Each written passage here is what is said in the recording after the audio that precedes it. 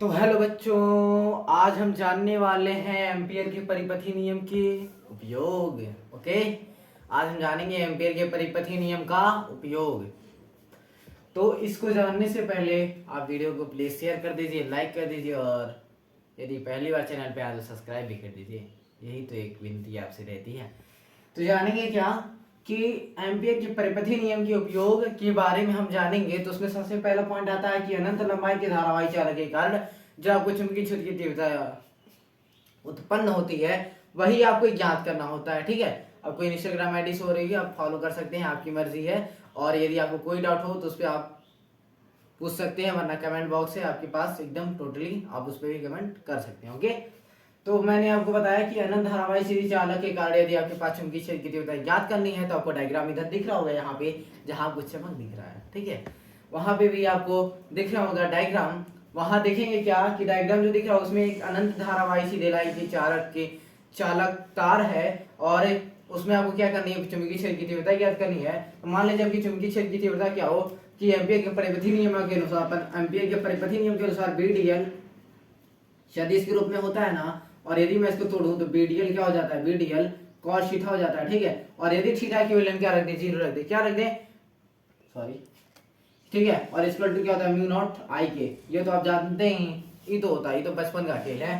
ठीक है, तो ये देखेंगे क्या, cos थीटा इक्वल टू 0 तो बी उसका कोई वैल्यू नहीं आएगा, DL equal to mu naught I आ जाएगा। ठीक, क्या आ जाएगा, म्यू नॉट आई आ जाएगा। और देखेंगे क्या कि डीएल क्या है, यदि डीएल बराबर क्या आ जाए 2 पाई आर, इंटीग्रेशन डीएल का वैल्यू आ जाए 2 pi r equal to mu naught I आ जाए। ठीक है, तो आपका बी बराबर क्या हो जाएगा, mu naught I upon 2 pi R, this is answer. यही आपको क्या था, एम्पियर, सॉरी,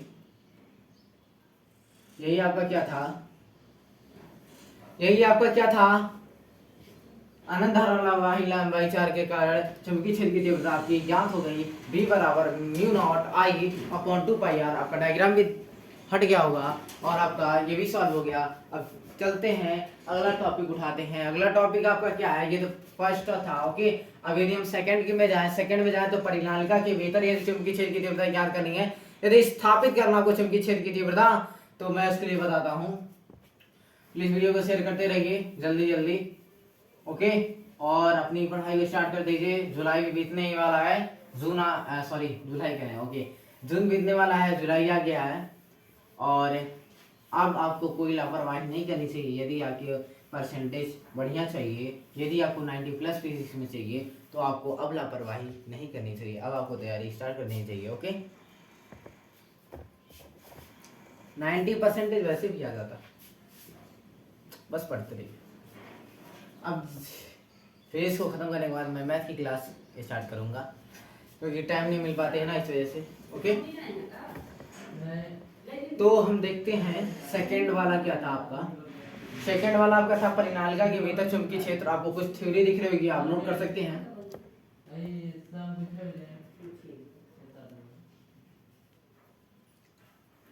परिनालिका के भीतर चुंबकीय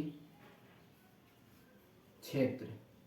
ओके, चुंबकीय क्षेत्र की तीव्रता के लिए हम इसका व्युत्पन्न करेंगे। आपको कुछ डेफिनेशन तो हो रहा होगा, मतलब कि कुछ थ्योरी होंगे, वो आप देखिए, देख सकते हैं कि क्या एक समान व्यास है, उसपे बेलनाकार है। ठीक है, उसपे लपेटी गई है क्या, अचारक कुंडली लपेटी गई है, जिसकी चौड़ाई लंबाई से कम, जिसकी चौड़ाई क्या हो, लंबाई से कम परिनालिका है। ओके, अब आपको जो थ्योरी देख रहा होगा आप पढ़ेंगे अच्छे से और आपको पूरा चीज क्लियर हो जाएगा कि उसमें कौन सी धारा बह रही है, उसकी लंबाई L है और धारा बह रही है I, और क्या कहते हैं उसको, चुंबकीय क्षेत्र की देता, आपको P पे ज्ञात करनी है। आपको डायग्राम भी मैं दिखा दे रहा हूँ, मतलब 2 डायग्राम होंगे। पहला डायग्राम आपका क्या होगा कि एक बेलनाकार में क्या होगा, वो लपेटे होंगे कुंडली, और जो दूसरा डायग्राम है, दूसरे डायग्राम में आपको दिख रहा होगा एकदम स्ट्रक्चर बढ़िया से दिख रहे होंगे कि उसमें आपको P बिंदु पे कहाँ पे आपको चुंबकीय क्षेत्र की तीव्रता ज्ञात करनी है। ठीक है, अब देखेंगे एबीसीडी का क्या है, रेखी समाकलन।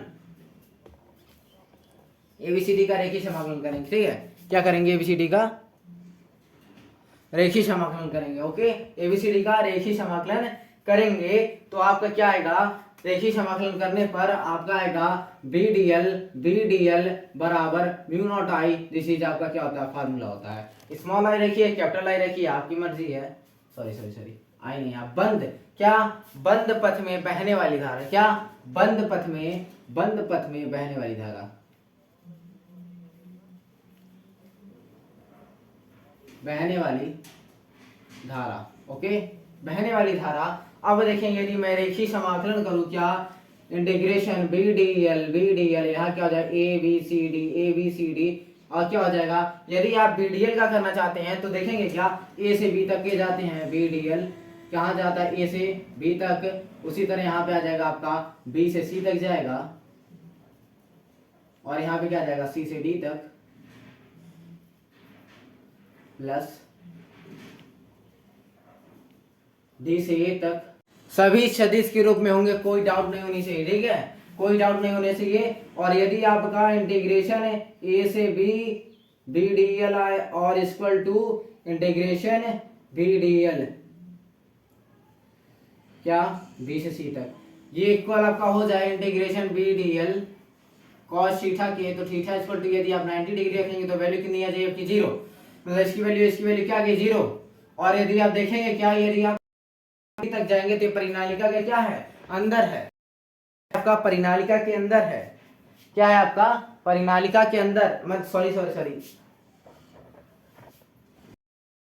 अंदर आपका ए सी डी है, वो क्या परिनालिका, आपको जो है डायग्राम डॉट डॉट क्या होगा परिनालिका के बाहर, तो बाहर उसकी चुंबकीय क्षेत्र क्या है शून्य है, मतलब क्या हो जाएगा जो आपका सी से डी तक जा रहा है इंटीग्रेशन बी डी एल, वो क्या हो जाएगा आपका शून्य हो जाएगा, क्या हो जाएगा शून्य हो जाएगा, ठीक है। तो मतलब क्या कि ये भी 0 ये भी 0 और ये भी 0, मैं थोड़ी सी मिसप्रिंट थी, मैंने उसको सही कर दिया है, यहाँ पे ए से बी तक रहेगा। ओके, अब जानेंगे क्या यहाँ पे यदि cos थीटा रखें, cos थीटा की वैल्यू यहाँ पे क्या रखेंगे 0, तो अब क्या आगे क्या इतना ही आ जाएगा, आपको दिखा होगा यहाँ पे दिख रहा होगा, ठीक है। ये आपका cos थीटा की वैल्यू यदि 0 रख दी जाए तो आपको क्या मिलेगा इंटीग्रेशन बी डी एल, ये सदिश के रूप में रहेगा। ओके, और यहाँ पे क्या जाएगा बी बाहर ले लेंगे और यहाँ ए बी आ जाएगा, और यहाँ पे आपका डीएल, डीएल की यदि आप समाकलन करते हैं, यदि आप डीएल का समाकलन करते हैं, क्या करते हैं यदि आप डीएल की समाकलन करते हैं तो आपका क्या मिलता है यहाँ पे इंटीग्रेशन बी डी एल, आपको दिख रहा होगा जैसा मैंने दिखाया कि यहाँ पे आपका बी एल बराबर हो गया इसके, और यहाँ पे इंटीग्रेशन बी डी एल बराबर था इसके, और एल से एल कैंसिल, तो आपका आंसर ये आ गया, ये मिलता है नीचे भारत। और आप लोग प्रिपरेशन